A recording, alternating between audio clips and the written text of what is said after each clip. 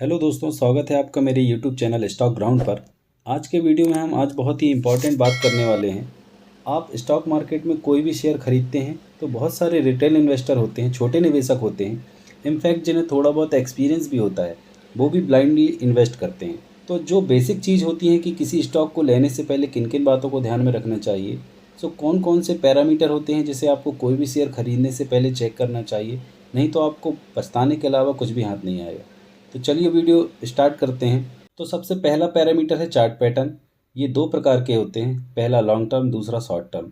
तो short term हमारे काम का नहीं है, आपको लॉन्ग टर्म चार्ट पैटर्न देखना है। इसको कैसे देखते हैं वो मैं बताऊंगा। सिंपल, आपको अपने मोबाइल या पीसी में गूगल ओपन करना है और उसमें जिस भी स्टॉक का चार्ट पैटर्न देखना है। एग्जाम्पल के लिए जैसे हमें एसबीआई का चार्ट पैटर्न देखना है, सिंपली हमें यहाँ एसबीआई प्राइस टाइप करना है, सर्च करना है, तो इस टाइप का चार्ट ओपन होगा। चार्ट के ऊपर टाइम ड्यूरेशन दिया होता है, उसमें आपको मैक्सिमम में क्लिक करना है। जैसे ही आप मैक्सिमम में क्लिक करोगे, आपके सामने लॉन्ग टर्म का चार्ट ओपन होगा। लॉन्ग टर्म का चार्ट आपको लेफ़्ट टू राइट ऊपर जाते दिखेगा, तो यह किसी भी शेयर का अच्छा होने का प्राइमरी एविडेंस है। मतलब लॉन्ग टर्म के लिए यह स्टॉक अच्छा है। और हमने एक और शेयर एग्जाम्पल के लिए लिया है, आदित्य बिरला कैपिटल, जिसका लॉन्ग टर्म का चार्ट पैटर्न भी लेफ़्ट टू राइट जा रहा है, पर डाउन साइड जा रहा है। तो आप लोगों को खुद से चेक करना है कि किसी भी शेयर का चार्ट पैटर्न कैसा है। तो मेरे समझाने का मतलब ये है कि आपको कोई भी शेयर लेते समय आपको उसका चार्ट पैटर्न ज़रूर से चेक करना है। और बात करते हैं सेकंड पॉइंट की। तो यहाँ सेकंड पॉइंट है शेयर होल्डिंग पैटर्न। दोस्तों, share holding pattern percentage wise होता है। तो हम जो भी शेयर ले रहे हैं उसमें प्रोमोटर्स होल्डिंग 50% से ज़्यादा होनी चाहिए। अब आप कहेंगे प्रोमोटर्स कौन है?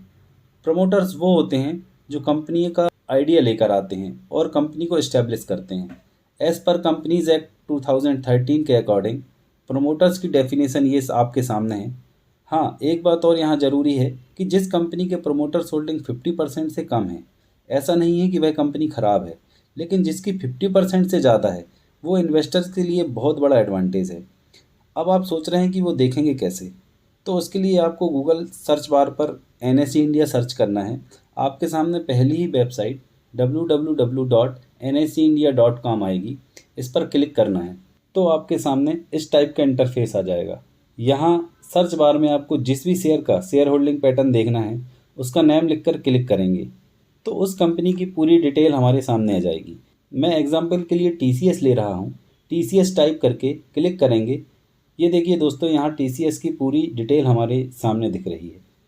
यहाँ हम देख पा रहे हैं कि टीसीएस की प्रोमोटर्स होल्डिंग 70% से ज़्यादा है। ये भी एक बहुत बड़ा एडवांटेज है। हम बात करते हैं अब अगले पॉइंट की। ये भी प्रोमोटर से रिलेटेड है। प्रोमोटर्स प्लेस्ड, इसका मतलब है प्रोमोटर के पास जितने परसेंट शेयर हैं उसका कितने परसेंट प्लेस्ड है, यानी गिरवी रखे हुए हैं। ये हम कैसे देखेंगे? तो उसी स्लाइड में लेफ़्ट तरफ एक और ऑप्शन है, प्रोमोटर्स इनकम्बरेंस डिटेल। जैसे हम इस पर क्लिक करेंगे तो हमारे सामने ये इंडेक्स ओपन हो जाएगी। इसमें हम देख पा रहे हैं कि 0.48% शेयर प्लेस्ड हैं। यहाँ यह नंबर एक्सपर्ट के हिसाब से 15 से 20% तक मैनेज किया जा सकता है। तो यह भी एक ज़रूरी पैरामीटर है किसी कंपनी को देखने के लिए। बैंक के पास गिरवी रखे शेयर्स का पूर्ण अधिकार होता है। कंपनी द्वारा पैसा ना चुकाने पर बैंक उसे बेच भी सकती है। और अगर 20% से ज़्यादा बैंक के द्वारा किसी कंपनी के बेचे जाएं तो शेयर्स के दाम अचानक गिर भी सकते हैं, जिससे घाटा लगने की पूर्ण संभावना है। और अब हम नंबर 4 की बात करते हैं। नंबर 4 में है डेट, यानी कर्जा। ये भी चेक करना है कि कंपनी के ऊपर कितना डेट है। अब यह चेक करने के लिए हमें फिर से गूगल पर जाकर सर्च करना है। एग्जाम्पल के लिए हम टीसीएस कंपनी को लेते हैं, तो हमें लिखना है कि TCS balance sheet money control और इंटर करेंगे। तो हमें यह फर्स्ट नंबर वाली ही वेबसाइट ओपन करना है और बैलेंस शीट पर क्लिक करेंगे तो हमें यहाँ टीसीएस की बैलेंस शीट दिख जाएगी। जैसा हम स्क्रीन में देख पा रहे हैं, टीसीएस का टोटल डेट 2021 में 0 है। 22 में लगभग 1500 करोड़ के आसपास का कर्ज था। 2024 में टोटल डेट 0 हो गया है। मतलब आज की डेट में यह डेट फ्री कंपनी है। ऐसी कंपनी इमर्जिंग कंपनी होती हैं। इस तरह से कोई भी शेयर लेने से पहले ये डेटा आप लोगों को भी चेक करना है। तो चलिए हम अगले पॉइंट की बात करते हैं, बहुत ही इंपॉर्टेंट पॉइंट है। तो नेक्स्ट हम बात करते हैं नंबर 5 की, जो बहुत ही इम्पॉर्टेंट है, पीई रेशो।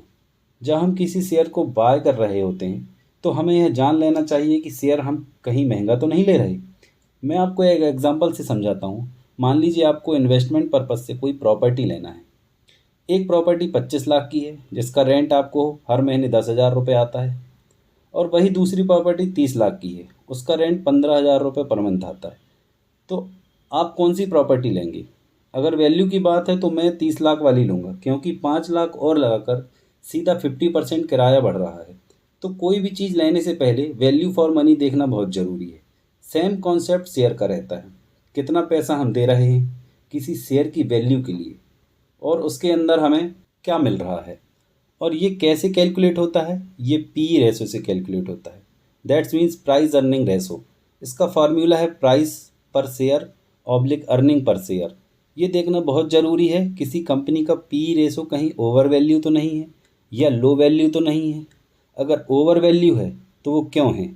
उसकी कॉम्पिटिटर कंपनी के पी रेशो और ग्रोथ से कंपेयर करेंगे, और अगर पी रेशो कम है तो कंपनी कहीं लो ग्रोथ तो नहीं है, और अगर कोई शेयर का पी अंडर वैल्यू है तो उसकी ग्रोथ ठीक है कि नहीं है। ये सारी चीज़ें चेक करना आवश्यक है हमें शेयर लेने से पहले। उम्मीद करता हूँ किसी शेयर का फंडामेंटल एनालिसिस करने में ये वीडियो आपकी मदद करेगा। यदि वीडियो अच्छा लगा है तो प्लीज़ लाइक एंड सब्सक्राइब करें। Thank you.